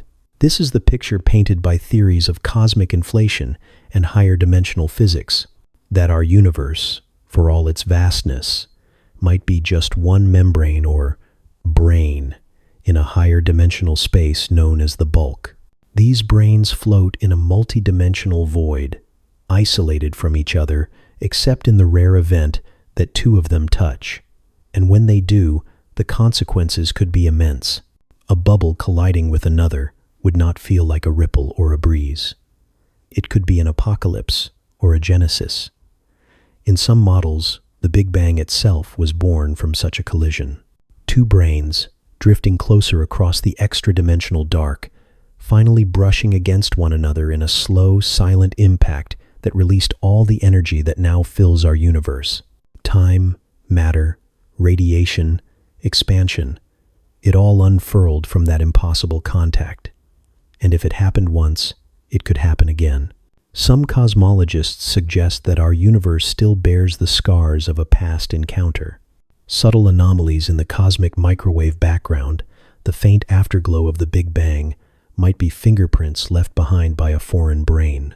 A place where the symmetry of the sky is disrupted, the temperature slightly off. Not enough to notice at a glance, but just enough to whisper. Something touched us here, something from outside. Other universes might not look like ours at all. Some could be stretched in extra dimensions, twisted by different constants, or shaped by exotic forms of energy. Their collisions with our brain could be violent or subtle. Some might never produce matter, only distortions. Gravitational waves rippling through our cosmos like the echo of a breath from something we'll never see. But even without a collision, proximity might matter. If another brane floats close enough to ours, their gravitational fields could influence each other. In some versions of string theory, the force of gravity is allowed to leak into the bulk, weakly connecting us to other universes we can never directly observe, a gentle pull from beyond the veil. And maybe that's not just abstract theory. Some physicists wonder if the strange acceleration of our universe's expansion, the so-called dark energy that seems to be pushing galaxies apart faster and faster, might be explained by interactions with other branes. A hidden pressure, a nearby presence, not seen, but felt. To think of our universe as touchable is unsettling. We often picture it as a closed system, complete and self-contained. But in this model, we are not a standalone reality. We are a surface, a skin, a boundary floating through a deeper world. And that world might be crowded. Other bubbles might form constantly. Eternal inflation suggests that once inflation begins, it never fully stops it, just slows down locally, allowing new bubble universes to nucleate in the inflating field. Each one bursts into being with its own set of physical laws, then expands and evolves independently. Some remain forever separate. Others drift toward each other, on timescales so vast they defy comprehension. The idea that universes can collide is not only a framework for understanding our own origins, it is a window into something more immense, a multiverse not of branching decisions or mathematical possibilities, but of physical worlds bumping gently or violently through extra-dimensional space. And in that picture, we are not alone. Not in a conscious sense, these other universes likely bear no awareness of us, but their nearness, their potential to interact, gives them a kind of presence, a weight in the background of reality. It's possible that nothing ever touches us again, that our bubble drifts in isolation through the void, surrounded by others we'll never meet. But it's also possible that one day, far in the future, another brane will approach, slowly, silently, its surface brushing against ours like the wings of a ghost. And in that moment, everything might change. New physics might spill across the seam. Energy might surge. Our universe might blink out or begin anew. But even now, without such drama, the idea leaves its mark. It shifts how we see ourselves, not as the center of the cosmos, but as a flicker within something boundless, a bubble, fragile and glowing, floating in a vast, unseen ocean. We don't need to see the others to know they might be there. Their presence hums at the edge of theory, at the edge of possibility. And sometimes, when we look into the sky and wonder if it has always been this way, if some quiet hand once brushed across it and left a trail of distortion or light, we are asking more than we realize. We are asking if the universe remembers being touched. We think of time as a river, flowing forward, steady and irreversible. We measure it in moments, in memories, in the soft decay of everything we love. But what if time isn't a river at all? What if it isn't flowing anywhere? What if it's not even real in the way we imagine? Beneath our perception of time's passing, there may be something stranger and far less intuitive. A deeper truth written not in clocks or calendars, but in the shape of the universe itself. In physics, time is tied to geometry. The shape and structure of space aren't just a backdrop for events. They are the arena in which reality unfolds, and they help define how things move, change, and age. Space-time, as Einstein revealed, is a single fabric. Mass and energy warp it. That warping becomes gravity. That gravity bends not only the paths of objects, but also the rhythm of time. Clocks run slower near massive objects. Light stretches. Time curves. It gets stranger the deeper you go. Because if space and time are part of the same fabric, then the way space is arranged. The topology of the cosmos might be responsible for time's most mysterious features. In other words, time as we experience it could be a side effect, a consequence of the way our universe is stitched together. In our reality, space is mostly smooth, but what if, at a fundamental level, it loops or twists or folds in ways we can't see? There could be hidden dimensions wrapped tightly into tiny scales, or vast loops that span the cosmos, invisible to the naked eye but written into the universe's underlying code. In some topologies, time doesn't behave as a single arrow. It spirals, it folds back. It emerges only when certain geometric conditions are met, and if the shape of space is different, time itself might break.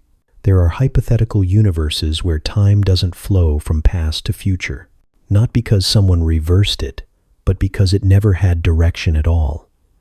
In these spaces, the distinction between before and after dissolves. Everything exists in a kind of block, a complete whole, where change is only a matter of perspective. To an observer within, things might seem to move, but from outside, all of history is frozen like a sculpture.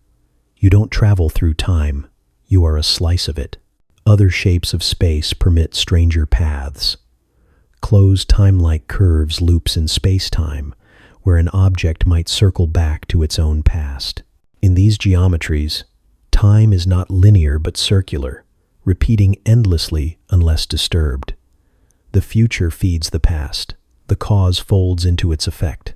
And while these ideas sound like paradoxes, they are permitted by Einstein's equations under the right conditions. The shape of the cosmos makes room for them. If that's true here, it's even more likely to be true elsewhere. In the multiverse, each universe might be defined by its own topology. Some might be flat and infinite. Others might be curved like a sphere or twisted like a Mobius strip. In some, time might move sideways. In others, it might not exist at all until consciousness arises to observe it. There could be universes where time began only when a certain symmetry broke, and others where it was always fractured, where different regions experience time differently, or not at all. These possibilities aren't idle speculation.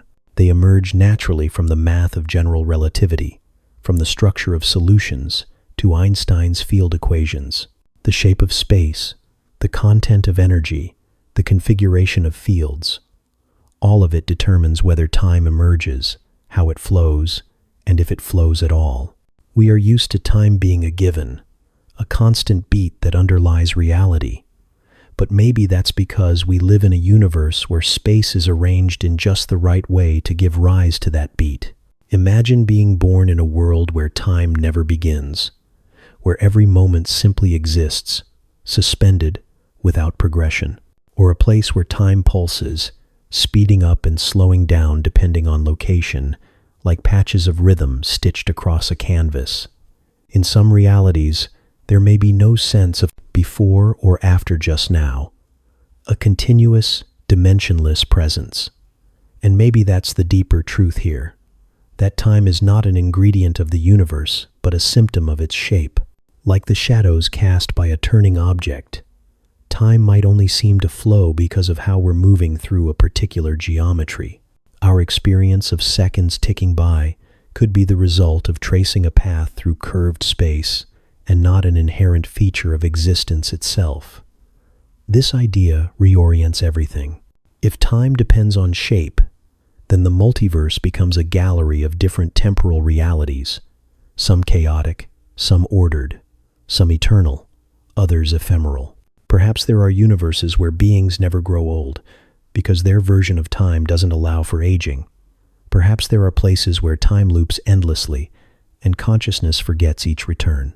And maybe, just maybe, there are places where time flows backward, not in defiance of logic, but because the geometry demands it. We measure time with tools, with aging skin and growing trees, with the decay of atoms and the birth of stars. But these are local effects, shadows on the wall. The deeper structure may lie far beneath, in the topology of space, in shapes we cannot see or feel, but that guide every breath we take. And if you could step outside the universe, beyond its geometry, what would you see? Not movement, not change, just a whole. A shape containing every heartbeat, every sunrise, every final moment. Time as a side effect, reality as a sculpture, and you, frozen and flowing at once. In the stillness of night, when the world quiets and your thoughts begin to drift, it's tempting to believe that the universe has calmed too, that all the stars you see are settled in their places, that the galaxies have long since taken shape, and that the cosmos is simply coasting forward, cooled and composed. But the truth, if we dare to follow it, is far stranger and far more restless. The universe is not finished. Even now, beneath the surface of space, there may be a churn, an unstoppable bubbling of creation. New universes, each with their own laws, constants, and dimensions, might be blooming into existence all around us, forever hidden, but endlessly arriving. This idea is called eternal inflation, and it suggests that what we think of as the universe is just one small patch in a vast and ever-expanding cosmic froth. To understand it, we have to go back to the earliest sliver of time we can imagine, just after the Big Bang, when the universe was not yet stars or galaxies, but a searing, rapid storm of energy and possibility. At that moment, something astonishing happened. Space itself began to stretch at an exponential rate, faster than the speed of light. This expansion, known as cosmic inflation, wasn't like a balloon gently puffing up. It was more like a violent tearing, an unstoppable runaway process that pushed regions of space apart so fast that they became completely isolated from each other. But inflation, according to some models, doesn't stop everywhere at once. It stops locally in certain pockets, like the one that became our universe, while continuing elsewhere, endlessly. Each time inflation slows in one of these pockets, it triggers a Big Bang-like event. A new universe is born, but the rest of space keeps expanding, spawning more and more of these pockets, each splitting off, inflating, slowing, and birthing new realities. It's a fractal engine of creation, and it never ends. This is what eternal inflation suggests, that the multiverse is not a static landscape of parallel worlds, but a growing forest of realities, branching and blooming forever. Every second, somewhere in the deep unknown, new universes might be emerging, raw, hot, and filled with their own strange physics. Some might last only a moment, collapsing in on themselves before anything can form. Others might evolve stars and planets, life and thought. Each is sealed off from the others, unreachable, unknowable, and yet just as real. In this model, the multiverse isn't a collection of outcomes. It's a process, a birth without end. And we, our galaxy, our entire observable cosmos, are just one spark in an infinite blaze. To imagine this is to feel small but also profoundly connected, because we are not an isolated accident. We are part of a much larger pattern, a repeating gesture of the universe's own nature. The same physics that allowed our stars to ignite, our atoms to bind, our thoughts to form, might be playing out endlessly in other spaces, with different results. Not because we are special, but because reality itself seems wired for this kind of boundless proliferation. Quantum mechanics may play a role too. At the smallest scales, space is not smooth or quiet. It seethes with uncertainty. Virtual particles pop in and out of existence. Tiny fluctuations in energy warp space-time itself momentarily, distorting what we think of as emptiness. This chaotic activity is sometimes called quantum foam, and it's not just theoretical. It might be the very seedbed from which entire universes arise. If inflation can begin in a quantum fluctuation, and if inflation never fully ends, then every jitter, every spark of the foam, might hold the potential to ignite a new cosmos. The laws of physics themselves may not be constants, but variables, selected anew each time inflation carves out a fresh domain. Our universe's laws, which feel so fundamental and precise, might just be one configuration in an unending roll of the cosmic dice. And somewhere, right now, another universe may be taking its first breath. It would not look like anything we recognize. There would be no stars, no matter, no time as we know it.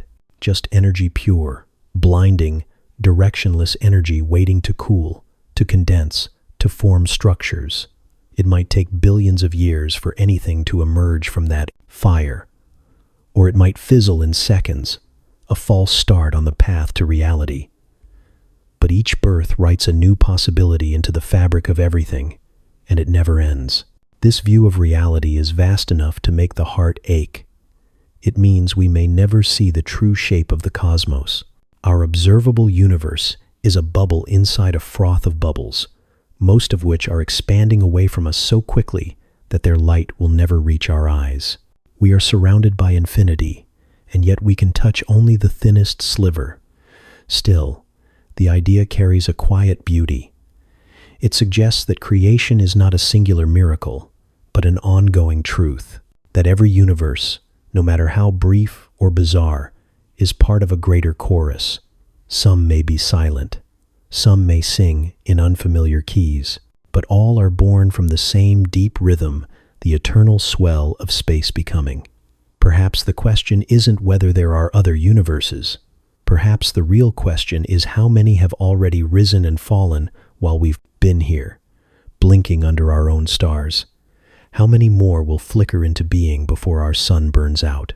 And whether, in that infinite sea of unfolding reality, something distant and unknowable is watching us in return.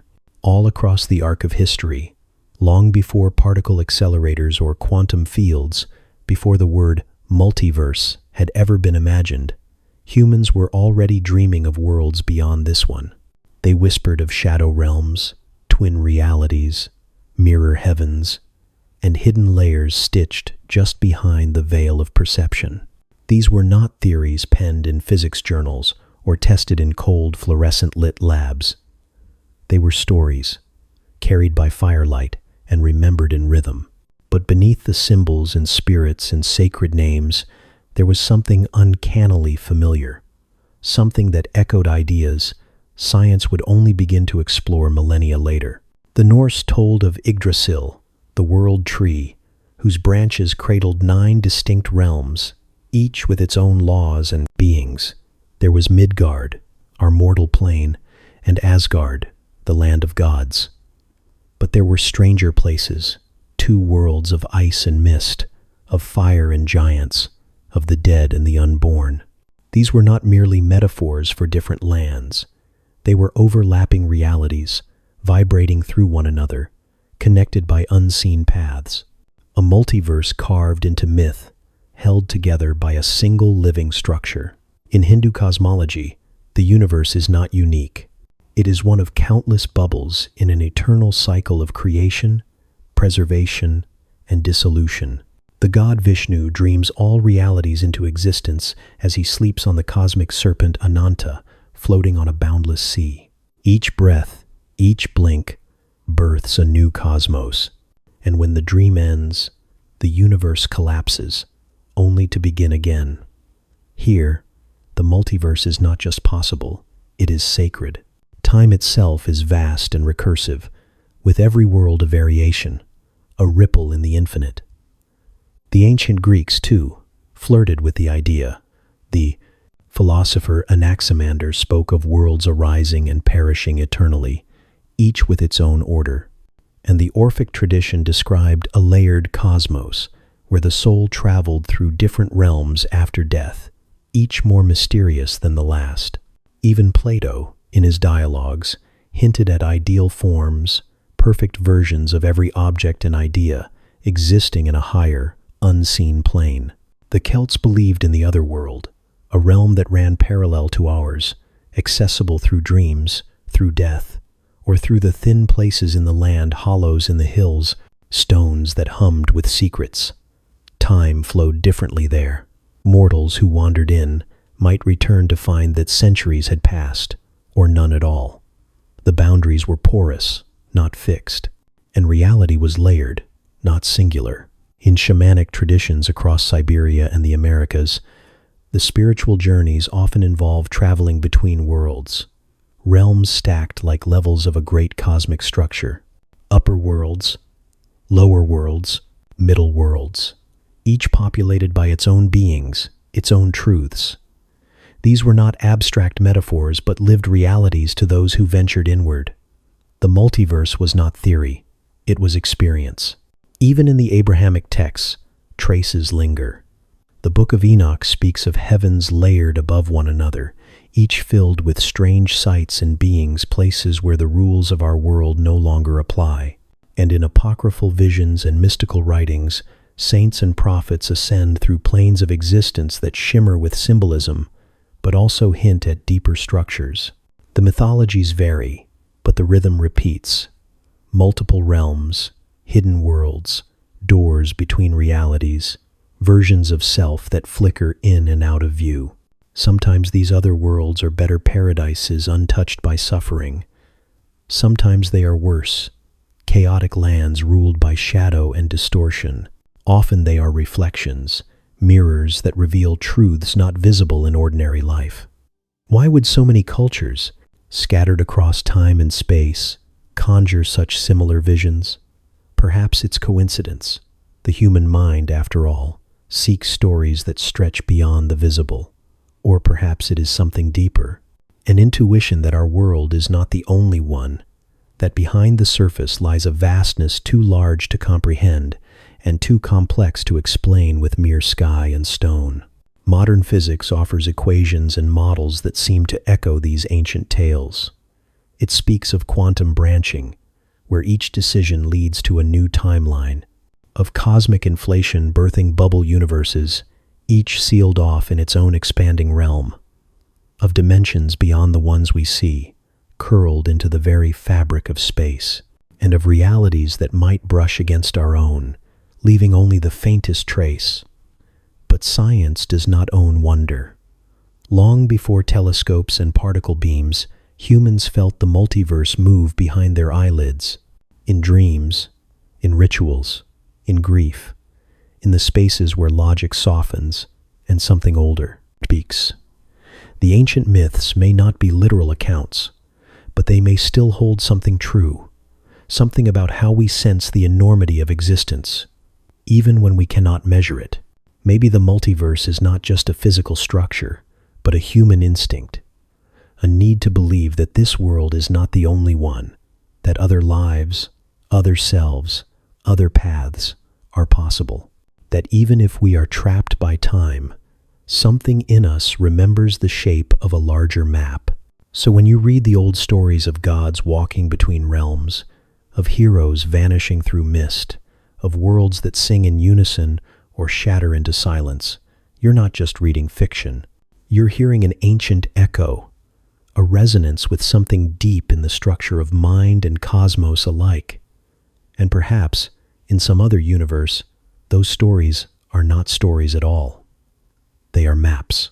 In the quiet hours, when the lights dim and the hum of the day fades into memory, there comes a flicker of thought most try not to follow. It lingers behind the ordinary, just beyond reach, like the fading edge of a dream. Have you ever wondered why you're still here? Not in the poetic sense, but literally. Why this moment persists? Why, after all the close calls, the almosts, the seconds that could have changed everything, you are still, somehow, alive? There is a theory, whispered from the edges of quantum mechanics, that suggests the answer may not lie in luck, or fate, or biology. It may lie in the multiverse, and it begins with something known as quantum immortality. At first glance, it sounds like science fiction, but it's rooted in the strange, counterintuitive behavior of particles in the quantum world, where reality does not obey certainty, but probability. In this realm, particles don't exist in a single, fixed state until they're observed. They exist in a cloud of possibilities, each with its own chance of becoming real. And each time a quantum event unfolds, every possible outcome actually happens, not in one world, but across many. This idea is known as the many worlds interpretation, and it means that every time something could go one way or another, whether an electron spins up or down, or a decision is made, or a heart stops beating, the universe splits. One world for each possibility. In one, the electron spins left. In another, it spins right. In one, you trip and fall. In another, you don't. But here's where it gets unsettling. If your consciousness is tied to your survival, if it can only continue in the branches of reality where you remain alive, then there may be no version of your awareness that ever truly experiences death. Not because death doesn't happen, but because you never reach the branches where it does. In every moment where death is possible, there exists at least one path where you make it through, and your consciousness, bound to continuity, follows that path again and again. From the outside, people may see you die. In the branch of the universe, the story ends. But from your point of view, the unbroken thread of awareness, you simply slip into the version of reality where you survived, the one in a million chance, the miraculous recovery, the bullet that missed, the diagnosis that turned out to be wrong. To everyone else, it's a rare event. To you, it's inevitable. You might have already died 1,000 times, fell asleep at the wheel but somehow woke up just in time, ate the wrong mushroom but didn't get sick, stood under a collapsing tree that shifted just a few inches, a hair's width of survival, again and again, each time threading the needle, slipping into the next universe, where your life continued unaware that any branching even occurred. And the strange thing is, you'd never notice, because the universes where you didn't make it aren't yours. Your story ends there. But your consciousness continues on, always stepping into the next viable frame, like a film that never cuts to black. The continuity of you is preserved, not by magic or will, but by the mathematics of quantum possibility. It doesn't mean you're invincible. It doesn't mean you can't feel pain or fear or loss, but it means that from your own internal perspective, death may be unreachable. It always happens somewhere else. This idea unsettles not because it promises eternal life, but because it reframes what it means to live. If consciousness only rides the wave of survival, then each version of you becomes more improbable with time. As you dodge accident after accident, defy odds and illnesses, you continue but in increasingly rare branches of the multiverse. You become a statistical anomaly in your own story, until, eventually, you're the only one left. Imagine, decades from now, everyone you knew has gone. The world has changed beyond recognition, and still, you're here, old, aching, but alive, and you wonder why you keep waking up, why you keep enduring.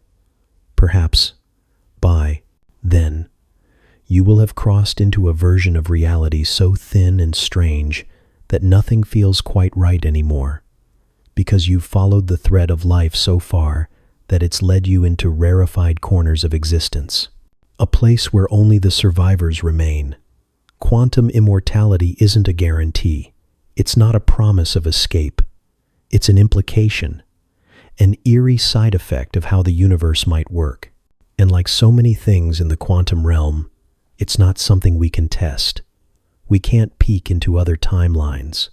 We can't compare notes with the versions of ourselves that didn't make it. But sometimes, late at night, when the wind brushes past your window and a strange stillness settles over the world, you might remember the moments you survived, the chances you were given, the inexplicable timings. And you might wonder, not if you've been lucky, but how many versions of you weren't, how many times you've already died, and how many lives you've quietly left behind as you slipped, without knowing, into the next. In our world, the universe is held together by rules. Even when they baffle us, even when they're written in symbols too dense to grasp, we trust they're there underneath everything. Gravity pulls, light travels, atoms bind. One moment flows into the next, action follows cause, and the laws of physics hum quietly in the background like a well-tuned machine. We take this structure for granted. It is the scaffolding of reality, the silent pattern that makes sense possible. But in the vast conceptual ocean of the multiverse, not every realm may be so kind. There may be universes' entire realities where physics itself shatters, not just altered laws, but the total absence of them. No rhythm, no symmetry, no logic that links one event to the next. Imagine a place where time doesn't tick forward or backward or in any direction at all, where moments erupt without connection, where matter flickers in and out like static, where space itself frays into unrepeating threads. A cosmos where cause does not birth effect, where energy doesn't conserve, and the very idea of a law is meaningless. This is more than a nightmare. It's a mathematical possibility. In the framework of eternal inflation and the Level 4 multiverse, the broadest and strangest of them all, every structure that can exist mathematically may correspond to a real universe. Most of these would resemble nothing like ours. Many would be so foreign, they couldn't support particles, or dimensions, or anything stable enough to last longer than a blink. But some might persist, drifting in silent chaos, alien in ways language can barely reach. We tend to think that for a universe to be real, it must resemble our own in some foundational way. There must be patterns, constants, predictable outcomes. But what if that's just bias? What if reality doesn't need to be understandable to qualify as real? If the multiverse is truly infinite, then somewhere beyond even the edges of wild speculation, there may be a realm that doesn't obey any system at all. A universe of pure discontinuity. It wouldn't just be uninhabitable. It would be unthinkable. In our universe, everything emerges from relationships. Heat flows from hot to cold. Planets orbit stars because mass bends space. Even at the quantum level, where uncertainty reigns, the probabilities are precise. There are rules. But in a ruleless universe, none of these bonds would hold. Atoms might not exist, or if they did, they might collapse or explode at random. Light might travel one moment, freeze the next, then reverse entirely without reason. Structures couldn't form, or if they did, they'd dissolve again instantly, never repeating the same pattern twice. Imagine trying to observe such a place. No frame of reference would survive. You couldn't chart it, predict it, or even describe it, because the very tools we use to make sense of reality measurement, time, sequence would be meaningless. Events might not even count as events because nothing would connect them. There would be no fabric to the universe, just disconnected flashes of existence flickering like dreams from a fevered mind. And yet, from the outside, it might still be real. If the multiverse includes all possibilities, then even this unstructured chaos has its place. A kind of anti-universe, a reminder that what we call normal is only one note in an endless, discordant scale. We exist in a narrow band where rules hold, where math maps cleanly to matter. But our existence might be perched on the edge of a vast, unruly ocean of not quite realities, or worse realities that are too strange for us to ever enter, or even recognize. It challenges everything we believe about understanding. We like to think the universe is discoverable, that with enough instruments, enough time, we can uncover all its secrets. But these chaotic universes, if they exist, are not secrets to be uncovered. They're puzzles with no solution, stories without grammar. There is no why to ask in a place where cause and effect don't touch. And yet, perhaps in some way, they still are. Some physicists speculate that such universes would be immediately unstable, that without laws to stabilize energy and structure, they would blink out of existence as fast as they blinked in. But others suggest that stability itself might not apply. These realities could exist in a timeless state, frozen outside of evolution, never changing because change requires rules. Or they could churn forever, like cosmic white noise, never forming patterns but never ending either. From within, no intelligence could ever evolve. There would be no foothold, no memory, no continuity. But from the outside, if such a concept makes sense, these universes might simply be. Their existence as raw potential, unstructured data points in the grand ensemble of reality. And in some twisted way, that makes our universe even more miraculous. Because in the grand lottery of all possible worlds, we landed in one where things work, where electrons orbit nuclei, where light obeys speed limits, where entropy gives time direction. It could have been otherwise, and perhaps, most of the time, it is otherwise. We just happen to be in a rare, quiet pocket where logic works well enough to build stars, dreams, and language. A pocket where meaning is possible. Sometimes, when staring at the night sky, it feels like everything is just on the edge of making sense. Like there's a message beneath the noise, some deeper pattern waiting to be seen. But perhaps what's more extraordinary is that there is a pattern at all. That the universe did not unravel into pure madness. That the laws of physics held long enough for you to sit here, listening, breathing, thinking, and somewhere out beyond the furthest reach of understanding, reality may crack, open in ways we'll never witness, worlds without shape, without reason, without form. But they're there, and their silence makes the order around us feel, somehow, even more alive. The idea of travel has always haunted the human mind. From wooden ships skimming the edge of the known world to probes slipping through interstellar darkness, we've never been content to stay where we are. Even our thoughts wander. We daydream across time, imagine ourselves in other lives, other places, other versions of ourselves.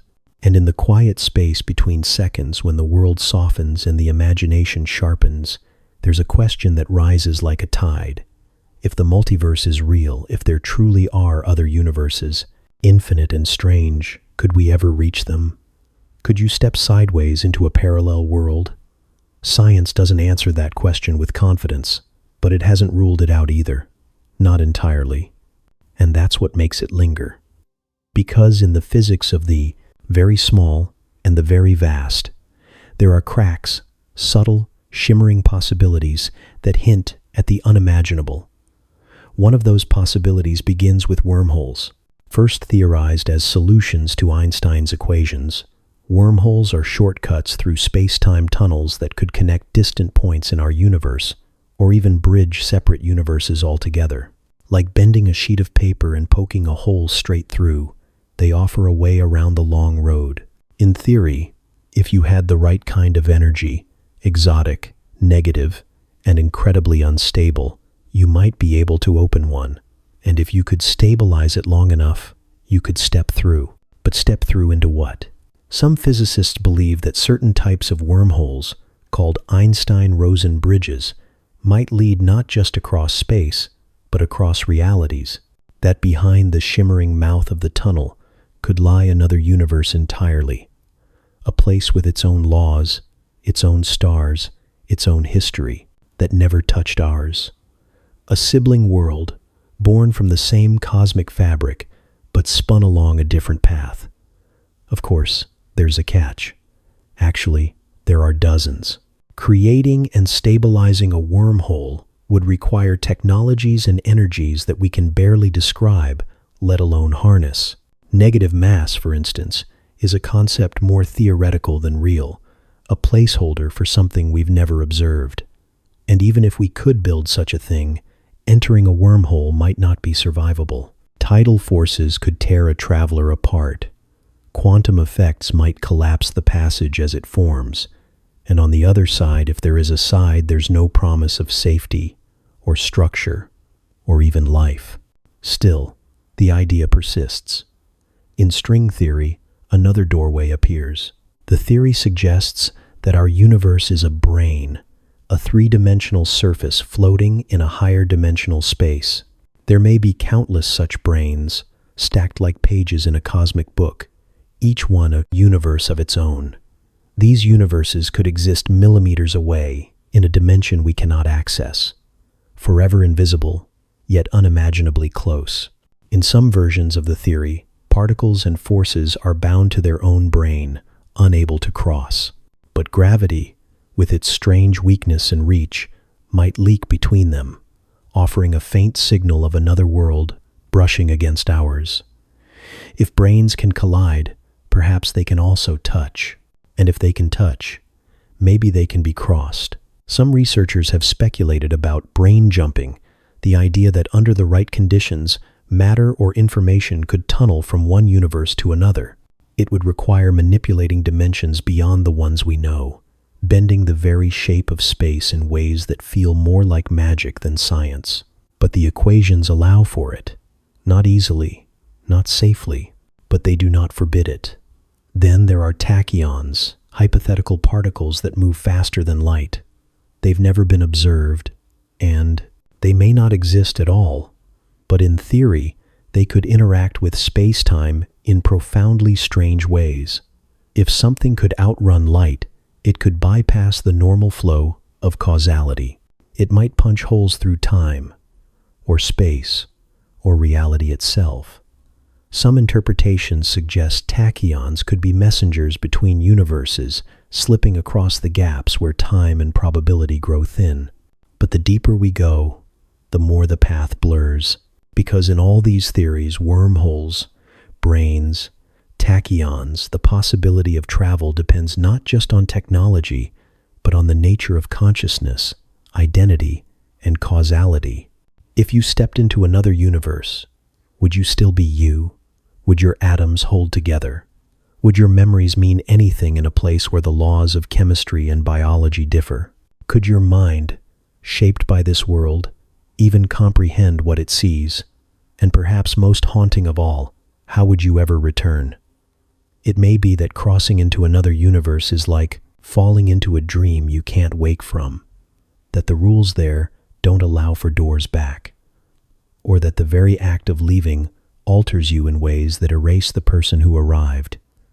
Still, the dream persists, because we are explorers, not just of space, but of possibility, and the idea that there could be other worlds nearby, hidden, waiting calls to something deep and old in us. The child who wonders what's beyond the stars, the poet who dreams of lives unlived, the physicist scribbling symbols that twist the edges of reality.